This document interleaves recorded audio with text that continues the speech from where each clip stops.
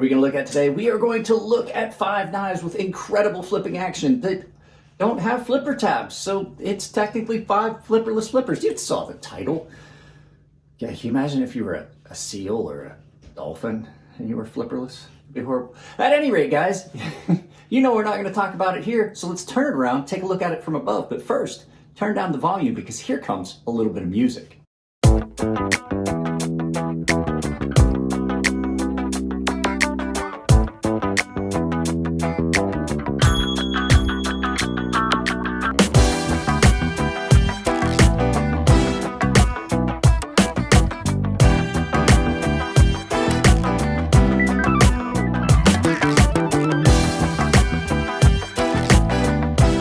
As the title said, and I said in the intro, we're going to look at 5 flipper knives that don't have flipper tabs, flipperless flippers. You can see them all laying here.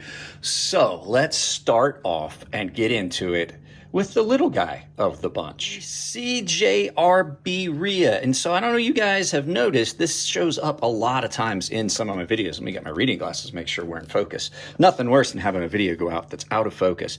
So CJRB Rhea, this thing is a great little knife, super snappy action. This one is in stainless steel and micarta. It's got those really, really attractive shadow boxed scales where basically you can see the liner out around. I like that, and I also like on this Bellamy, I kept this up for an example, I like the completely hidden liners with a couple different spots.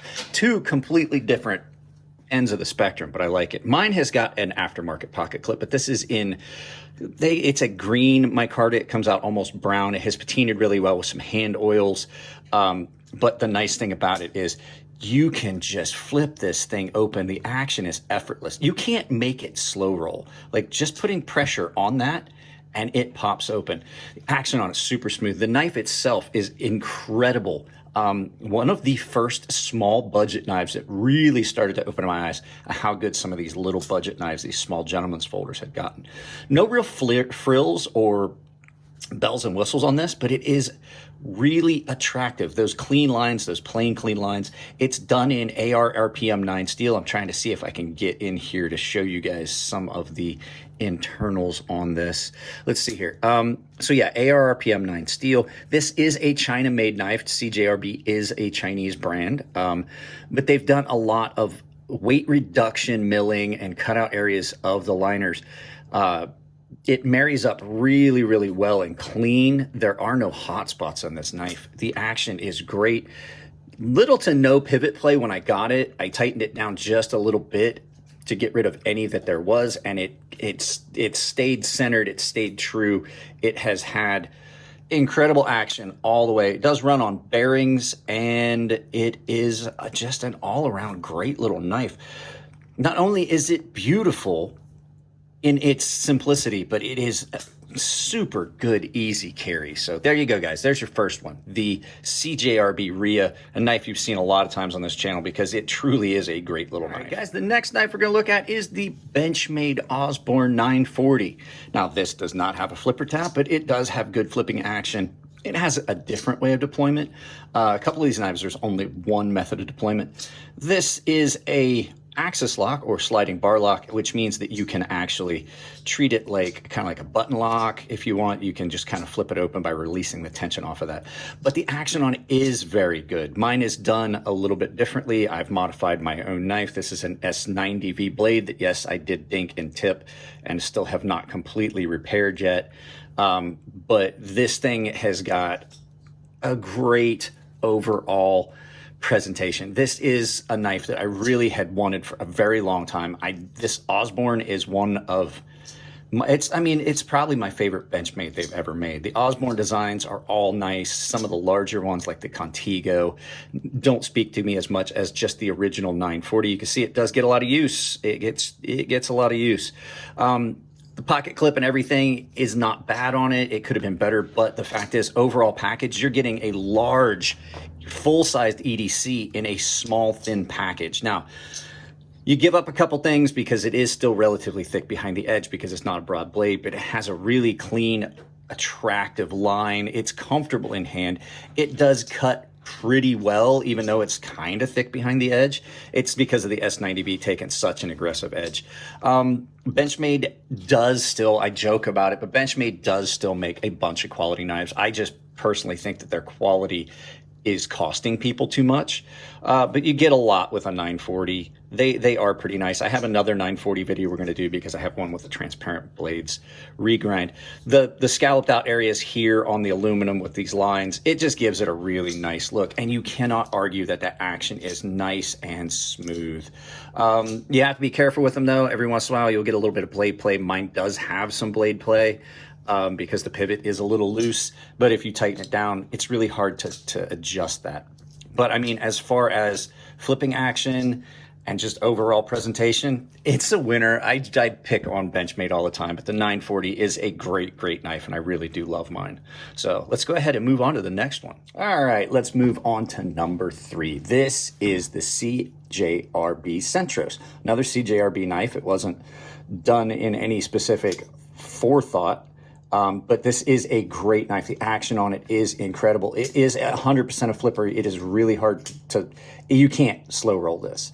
And the reason I call these flipperless flippers is, unlike the Sebenza, if you put any tension, it just tries to fly open. There's no real way to like softly open that knife. This one is done in D2 and G10 with stainless steel hardware, stainless steel liners.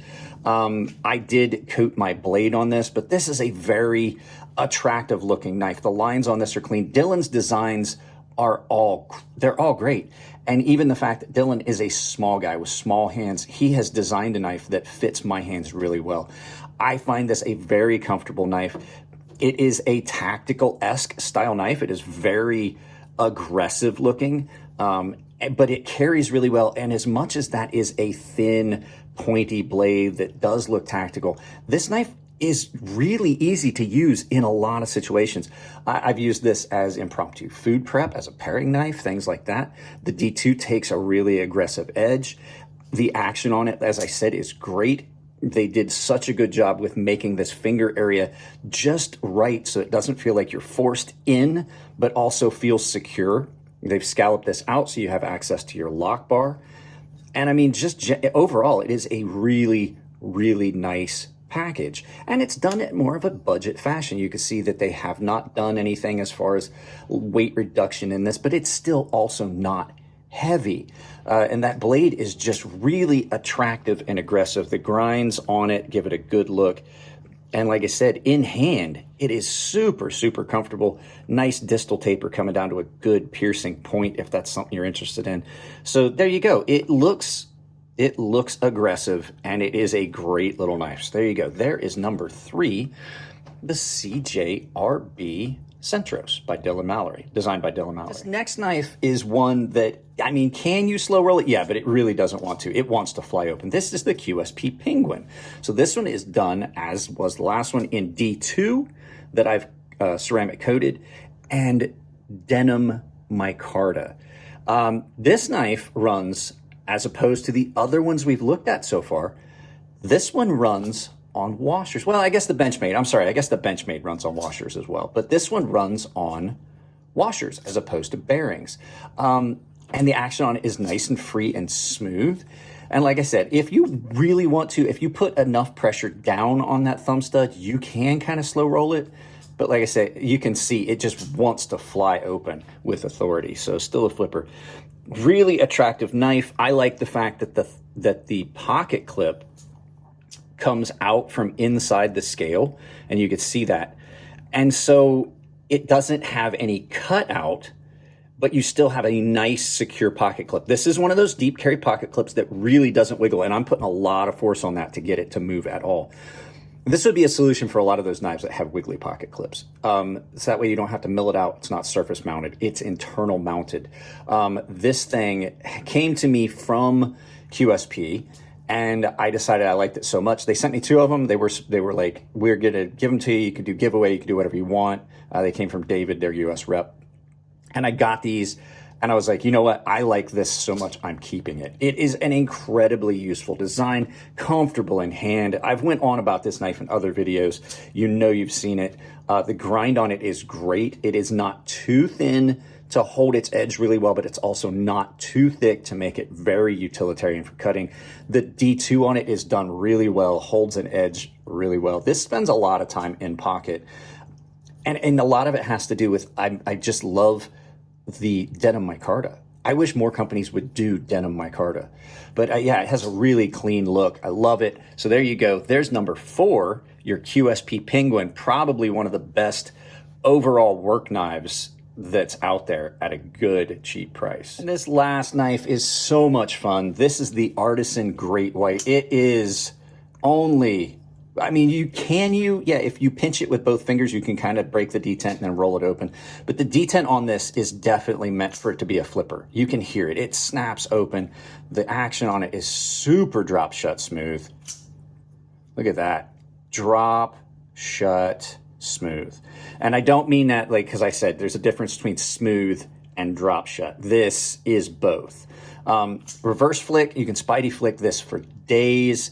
It is comfortable in hand. It's a lot of fun. It has so much uniqueness going on the blade. Then they carried it through, which just gives it an overall look. I want to say it looks like something skeletal. This looks like something that Skeletor would use, or looks like a spear that like a monster in a movie would use, but it is super attractive. Mike did a really cool design with this.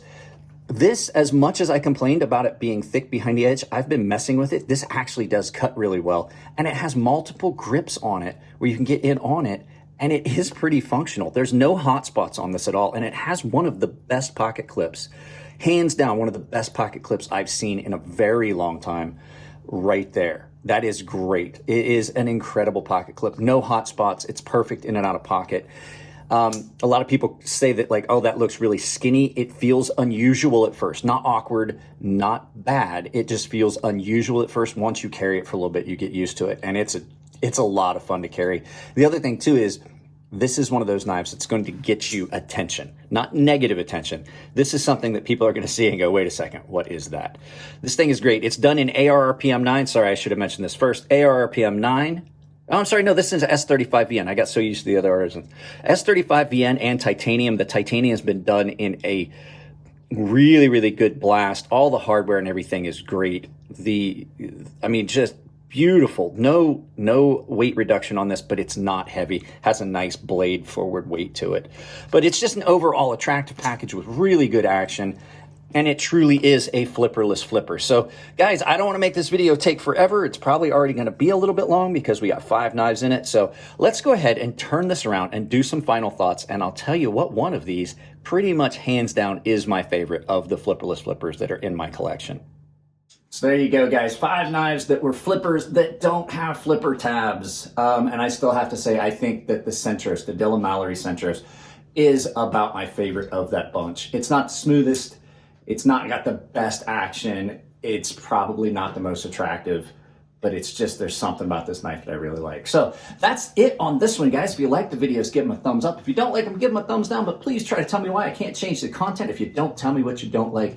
If you want to support the channel, it's as simple as like, share, subscribe, drop a comment, hit the bell icon so you get notified of everything, but make sure you've got their notifications turned on your devices. If you want to support the channel financially, there's a handful of ways down in the description below. I have a membership that you guys can get in on. I have different benefits for different tiers. Pick the tier that suits you best, but everyone gets $5 off my sharpening service. Everyone gets access to the gilded server. And if you're a premium tier member, you have access to a sharpening tutorial series that I've been building over the last couple years. Other ways, I have a bunch of affiliate links down below. I will probably put affiliate links for the majority of these knives in the description. And anything you purchase with those affiliate links, I get a little bit of it at checkout, and it doesn't cost you anything extra. The final way is I have a merchandise store. This is one of my old shirts. If you purchase some of my merchandise, I'll put pictures of you wearing it in the video if you send them to me. But I've also set up a coupon code that saves you 10% at checkout. That coupon code is CrazySharp, capital C, capital S. CrazySharp, all one word. I love y'all. Keep it clean in the comments section. And if it's your birthday, happy birthday, and I'll see you in the next video.